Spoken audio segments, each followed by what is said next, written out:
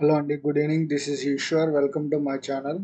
Nifty 50 closing వచ్చేసరికి 24,302 15 points gain అయింది. Bank Nifty closing వచ్చేసరికి 53,103 14 పాయింట్స్ గెయిన్ అయింది.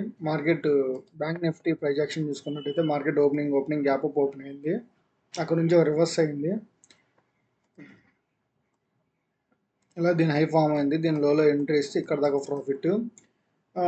నేనేమనుకున్నానంటే ఇక్కడ సెల్ చేద్దాం అనుకున్నాను, కానీ 1 మినిట్ టైం ఫ్రేమ్లోనే చాలా పెద్ద క్యాండిల్ పడింది. అందుకని నేను ట్రేడ్ ప్లాన్ చేయలేదు.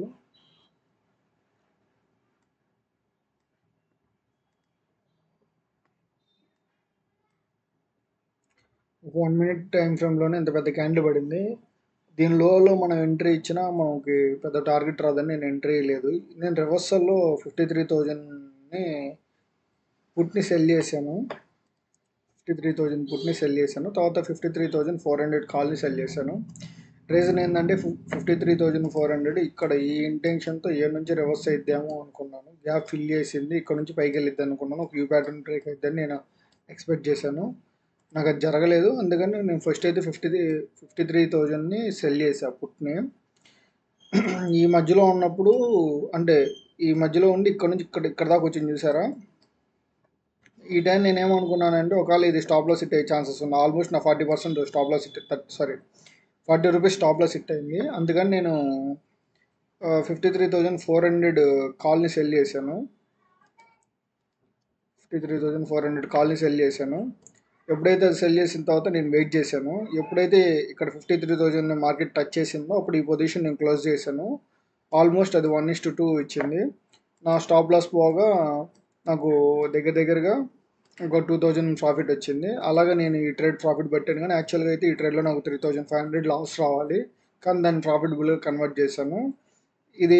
ఇలాంటి ట్రేడ్ ఎప్పుడు తీసుకుంటాం అంటే మనకి ఎప్పుడైతే డైరెక్షనల్ అర్థం కాదో, మార్కెట్లో డైరెక్షన్ ఎప్పుడైతే మనకు అర్థం కాదో అప్పుడు ఇలాగా ట్రేడ్ చేయవచ్చు. కాకపోతే మూమెంట్ వచ్చిద్దా లేదో అనేది ఎవరు చెప్పలేము, కానీ ట్రై చేయవచ్చు. మూమెంట్ వచ్చిద్దని నేను వేసాను. ఎందుకంటే మార్నింగ్ 15 మినిట్స్లో ఇంత పెద్ద క్యాండిల్ పడిందంటే కనీసం దానికి ఫాలో త్రూ క్యాండిల్స్ ఉంటాయి కొంచెం కన్సల్టేట్ అయిన తర్వాత. ఆ ఇంటెన్షన్తోనే నేను అప్ సైడ్ సెల్ చేయడం అనేది జరిగింది. ఇప్పుడు చూసుకున్నట్టయితే మొత్తం వాలటాలిటీగా ఉంది మార్కెట్. ఇక్కడ నుంచి లో బ్రేక్ అయింది, ఇక్కడ నుంచి ఇదంతా వాలటాలిటీగా ఫామ్ అయింది. ఇక్కడతో నేను ఎగ్జిట్ కొట్టేశాను.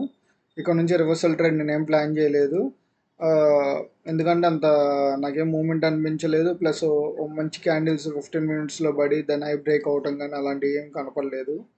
అన్ని చిన్న క్యాండిల్స్ ఉండేసరికి నేను రిస్క్ చేయలేదు. ఏదన్నా ఉంటే ఇక్కడ ఈ మధ్యలో ట్రేడ్ అయ్యొచ్చు, కానీ నేను తీసుకోవాలి. ట్రేడ్ అయితే ప్లాన్ చేయలేదు. నాకు అంతటితో ప్రాఫిట్ కాబట్టి నేను క్లోజ్ చేశాను. డైలీ టైం ఫ్రేమ్లో చూసుకున్నట్టయితే హ్యామర్ టైప్ క్యాండిల్ పడింది. అది ఒక రెడ్ కలర్లో ఉంది. మామూలుగా టాప్లో హ్యామర్ పడితే జనరల్గా టాప్లో హ్యామర్ పడితే ఇక్కడ ఒక గ్రీన్ క్యాండిల్ పడే ఛాన్సెస్ ఉంటుంది. అదే ఇలాంటి క్యాండిల్ పడితే షూటింగ్ స్టార్, దాని లో బ్రేక్ అయితే మనం సెల్ చేయవచ్చు. ఒకవేళ ఇలాంటి క్యాండిల్ పడినప్పుడు మనకి ఇక్కడ ఒక గ్రీన్ క్యాండిల్ పడే ఛాన్సెస్ ఉంటుంది. అది పెద్దది కావచ్చు, లేదంటే చిన్న క్యాండిల్ డోజీ టైప్లో అన్నా పడవచ్చు. ఇది 2 ఛాన్సెస్ ఉన్నాయి. ఇది ఎలాగంటే మీకు ప్రీవియస్ డేస్ చూసుకుంటే మీకు అర్థమైద్ది. ఇప్పుడు నా గెస్ ఏంటంటే, నా ప్రిడిక్షన్ ఏంటంటే మార్కెట్ కానీ ఫ్లాట్ ఓపెన్ అయితే ఈ రేంజ్లో ఉండే మీకు సైడ్ వేస్ ఉండే ఛాన్సెస్ ఉంటుంది. ఎందుకంటే ఈ ప్యాటర్న్ కంప్లీట్ చేసి ఒక్కరోజు ఈ ప్యాటర్న్ బ్రేక్అవుట్ ఇచ్చింది. ఆల్రెడీ 2 డేస్ నుంచి మార్కెట్ వాలటాలిటీగా ఉందంటే మీకు రేంజ్లో ఉండే ఛాన్సెస్ ఉంటుంది, లేదంటే ఆల్రెడీ ఉన్న రేంజ్ని బ్రేక్ అయ్యే ఛాన్సెస్ ఉంటుంది. ఫ్లాట్ ఓపెన్ అయ్యి దీన్ని హై బ్రేక్ చేసి ఎంట్రీ ఇస్తే నీకు 53,500 అబోవ్ మీకు టార్గెట్ ఇచ్చింది. ఒకవేళ గ్యాప్ ఓపెన్ అయినా అంటే ఫ్లాట్ ఓపెన్ అయినా ఇక్కడ నుంచి ప్రైస్ యాక్షన్ ఫాలో అయ్యి దీనిలోగా ఎంట్రీ ఇస్తే అప్ టు హియర్ దాకా మీకు టార్గెట్ వచ్చింది. ఇక్కడ నుంచి మళ్ళీ ఇది కన్సల్టేట్ అయ్యి మళ్ళీ ఎడ బ్రేక్ అయితే మళ్ళీ మీకు మూమెంట్ వచ్చే ఛాన్సెస్ ఉంటుంది. ఇవి కాకుండా మార్కెట్ కానీ గ్యాప్ అప్ కానీ ఓపెన్ అయితే ఫస్ట్ గ్యాప్ ఫిల్ చేసిద్ది. దీనిలాగే ఒక ఫస్ట్ 1 మినిట్లోనే పెద్ద క్యాండిల్స్ పడ్డాయి అంటే ట్రేడ్ ప్లాన్ చేసుకోమాకండి. తర్వాత ప్రైజ్ యాక్షన్ బేస్డ్. ఎలా ప్రైజ్ యాక్షన్ బేస్డ్ ఇలా ఒక యూ ప్యాటర్న్ ఫామ్ అవటము, లేదంటే ఒక ఎన్ ప్యాటర్న్ ఫామ్ అవటము, ప్రొజెక్షన్ బేస్ మీద ఇలాగా ఇక్కడ ఎంట్రీ ఇవ్వటం, ఇలాగ ప్లాన్ చేసుకొని ట్రేడ్ తీసుకోవాలి. సపోర్ట్ వచ్చి చేతలకి 53,000, రెసిస్టెన్స్ వచ్చేతలకి 53,500. నిఫ్టీ వచ్చేతలకి Nifty opening gap up open అయింది. ఓపెన్ అయిన తర్వాత మొత్తం ఒక రేంజ్లో ఉంది. మనం నిఫ్టీలో ఎక్కువ ట్రేడ్ చేయం కాబట్టి నేనేం పొజిషన్ లేదు. మార్కెట్ కానీ ఫ్లాట్ ఓపెన్ అయితే మాత్రం ఏడే సైడ్ వేస్ ఉండే ఛాన్సెస్ ఉండేది. ఒకవేళ ఈ హైగన్ ఒకవేళ గ్యాప్ అప్ ఓపెన్ అయినా కొంచెం ఈ రేంజ్లో ఓపెన్ అయ్యి హైగన్ బ్రేక్ అయితే మనం బుల్ సెట్ ప్లాన్ చేస్తాం. దీనిలో బ్రేక్ అయితే same cell side trade plan చేస్తాం. బిగ్ గ్యాప్ అప్ ఓపెన్ అయితే మాత్రం రివర్సల్ ట్రేడ్ ప్లాన్ చేస్తాం.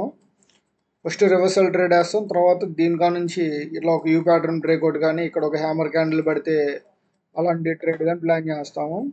ఒకవేళ గ్యాప్ డౌన్ ఓపెన్ అయితే మాత్రం అప్ సైడ్ మాత్రం ట్రేడ్ చేయము. ఒకవేళ ట్రేడ్ చేసిన ఆఫ్ క్వాంటిటీతోనే ట్రేడ్ చేస్తాం. డౌన్ సైడ్కి మాత్రం ఇలా సింగ్ ఫామ్ అయినా సింగ్ లో బ్రేక్ అయినా 15 minutesలో కానీ 5 minutesలో కానీ బ్రేక్ అయితే ఖచ్చితంగా ట్రేడ్ తీసుకోవచ్చు. ఛాన్సెస్ ఉన్నాయి, ఎందుకంటే మార్కెట్ ఆల్ టైమ్ హైలో ఉంది కాబట్టి ఒక బిగ్ ట్రెడ్ క్యాండిల్ పడే ఛాన్సెస్ చాలా ఉన్నాయి. అయితే పైకి ఎంత వెళ్ళిద్దో వెళ్ళనండి. తర్వాత ఇది కూడా బ్యూటిఫుల్ క్యాండిలే, కాకపోతే క్లోజింగ్ అనేది ఇంకా నియర్ ఇచ్చి దీన్ని హై బ్రేక్ అయిద్దో లో బ్రేక్ అయిద్దో దాని ప్రకారం ప్లాన్ చేసుకుంటే మంచిగా ప్రాఫిట్ వస్తుంది. నిఫ్టీలో సపోర్ట్ అండ్ రెసిస్టెన్స్ చూసుకున్నట్టయితే సపోర్ట్ వచ్చేతలకి 24,300, రెసిస్టెన్స్ వచ్చేతలకి 24,350. థ్యాంక్ యూ అండి. జై హింద్.